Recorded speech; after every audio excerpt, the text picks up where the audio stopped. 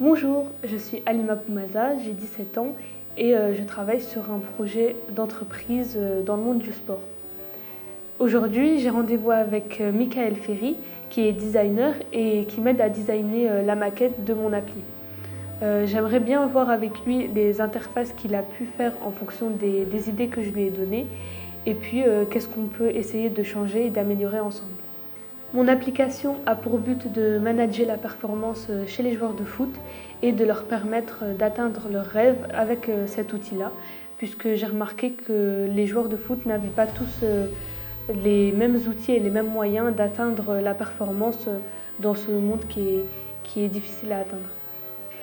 Travailler avec un développeur ou un designer est nouveau pour moi et j'ai appris à faire ce travail avec Michael.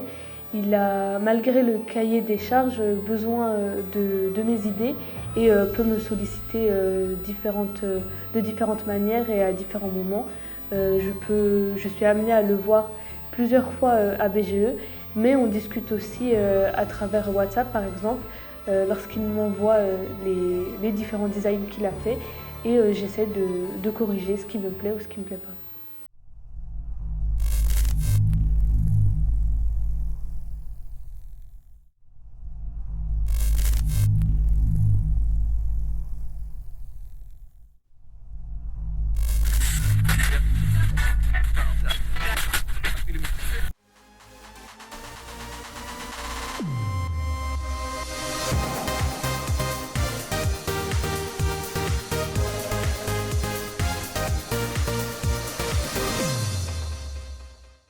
Ok, donc je peux voir là. Ah, parfait. Donc, tu vois mon petit curseur. Alors, tu peux te déplacer et tout.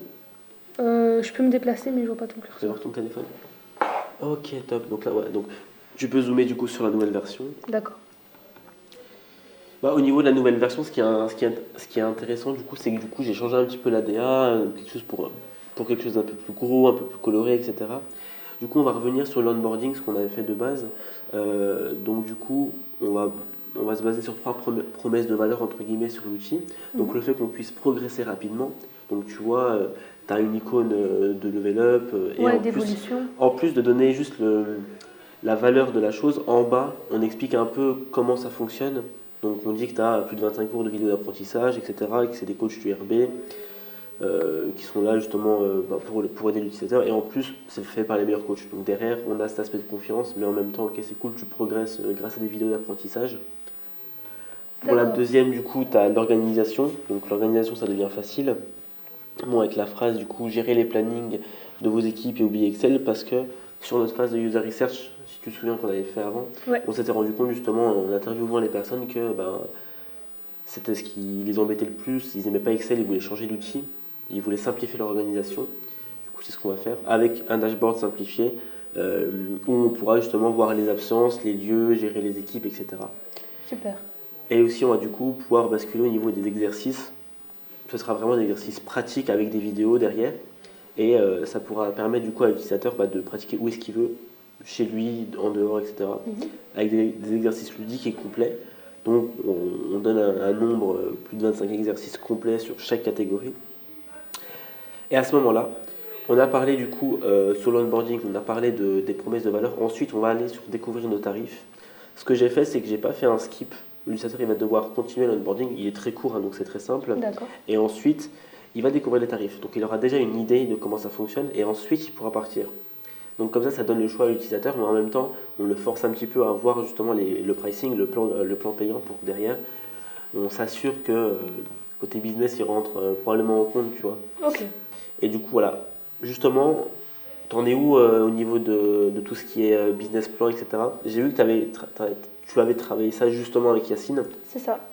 Aujourd'hui, est-ce que tu as des prix, des types d'abonnements? Est-ce que ça va fonctionner sur abonnement ou est-ce que tu n'as pas encore forcément l'idée là-dessus? Alors oui, on a parlé un peu avec Yacine. On va partir sur un abonnement par joueur par mois. Ok, Et puis ça sera aux alentours de 5 euros ok. par mois. Que ce qui se trouve dans les tranches des joueurs qui ont répondu à nos interviews. Ok, d'accord. Bah, du coup, c'est pratique parce que du coup, je savais pas ça, donc là, je vais pouvoir le modifier.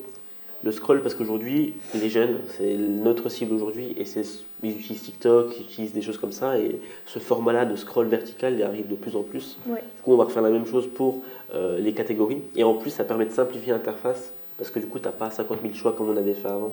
Voilà aujourd'hui où ça en est. Pour le profilage au niveau des domaines, Ouais. j'aimerais bien qu'on mette les joueurs, comme on en avait parlé avec Oui. Yacine, pour faciliter un peu cette inscription aux joueurs qui ne connaissent pas forcément ces domaines-là et qui vont pouvoir plus se reconnaître dans un joueur du Real Madrid, de Manchester City. Donc si tu peux faire ça, je t'envoie les domaines qui correspondent à chaque joueur. Ouais, il n'y a pas de problème. Non, c'est une super merci. idée, j'y avais pas pensé, mais top. Ouais, et puis c'est pratique parce que du coup, on peut travailler un petit peu ensemble par rapport à ça. Ouais. Ok, bah donc ça, ce sera modifié. Ouais, donc du coup, là, l'interface utilisateur de ton application de sport, aujourd'hui, elle est quand même vachement avancée. Le côté profilage l'est tout autant. Et comme tu m'as dit, il y a des pistes d'amélioration.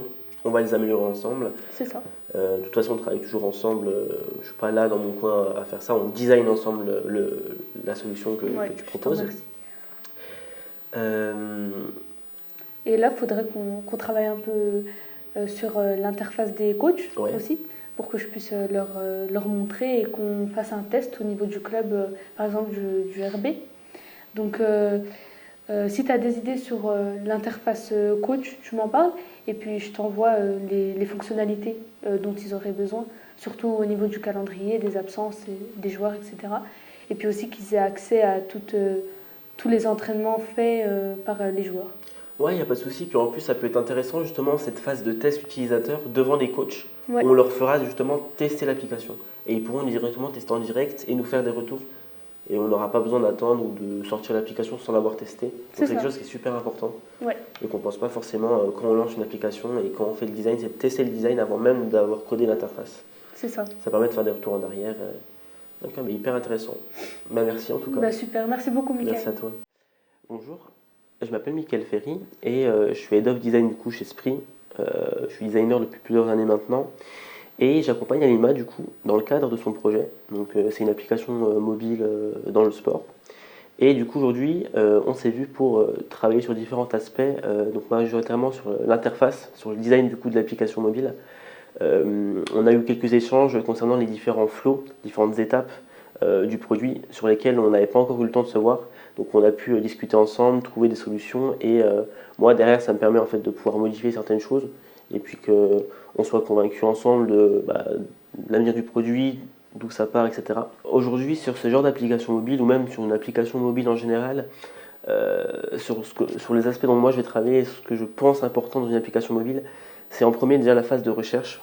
Aujourd'hui avec Alima on a travaillé justement sur une phase de recherche assez intéressante et complète de nos utilisateurs cibles, ceux qui ont utilisé l'application. Aujourd'hui, c'est quelque chose qui n'est pas forcément fait dans les boîtes, dans les produits actuels, mais c'est hyper intéressant parce que du coup, ça nous permet de comprendre les besoins des utilisateurs à travers des interviews, des questionnaires, ce genre de choses-là. Donc c'est ce qu'on a fait avec Alima. Ensuite, moi, je suis passé directement derrière l'ordinateur sur mon logiciel Figma, on pourra en citer un, et en analysant les retours de nos utilisateurs qu'on est allé interviewer, derrière, je vais créer justement des interfaces qui vont traduire ces besoins et les besoins du produit qui auront été du coup travaillés ensemble en amont avec mon client, ma cliente, Alima du coup dans ce contexte-là du coup. C'est un échange constant du coup avec Alima. C'est pas moi qui vais faire le design et ensuite je vais lui montrer. En fait, je commence à faire un peu le design et puis ensuite je lui montre, petit à petit on corrige, etc. Et ensuite, on va avoir une phase de test où on va aller voir, dans notre cadre à nous, des joueurs, mais ça peut être tout type de clients, hein, pour du B2C ou pour du B2B, on va avoir les utilisateurs pour tester une première version du design et valider, voir s'il y a des problèmes, des incohérences ou des choses à améliorer. Et ensuite, on va passer ça à nos développeurs. Donc je vais travailler avec des développeurs précis pour développer l'application de sport avec ma cliente du coup. Et derrière, ils vont pouvoir intégrer les maquettes que j'ai faites avec mes indications. Et on va aussi travailler ensemble main dans la main avec du coup les développeurs et moi. Et moi-même. Bien évidemment, le projet avec Alima n'est pas encore terminé, on va encore devoir se voir. Principalement, là du coup, pour inclure un peu le côté business que j'ai pas forcément encore eu le temps de bien définir avec elle. Elle travaille du coup avec une autre personne qui lui permet de voir ça et de gérer ça. Mais je trouve que c'est aussi important en tant que designer du coup de penser argent, penser business et pouvoir l'inclure dans le design. C'est une compétence que j'ai et qu'il faut, je pense, avoir en tant que product designer. Parce qu'avoir un beau design, c'est bien, mais un design qui ne permet pas de vendre, ça ne sert pas à grand-chose. Donc voilà, on va se revoir pour ça. On va devoir avoir quelques rendez-vous. Je dirais, si je devrais donner une estimation pour ce genre de produit-là, en fonction de la rapidité qu'il faut justement pour lever des fonds et avoir une application stable, je dirais que c'est aux alentours de entre 4 et 8 rendez-vous, je dirais. On peut faire ça sur un mois, on travaille ensemble, on part du principe qu'on travaille à fond et que les deux sont vraiment disponibles, mais je pense qu'en un mois, on peut déjà avoir une première brique, une première base assez intéressante sur laquelle on peut travailler et qu'on peut aller faire des tests. Entre 1 et 2 mois, je dirais.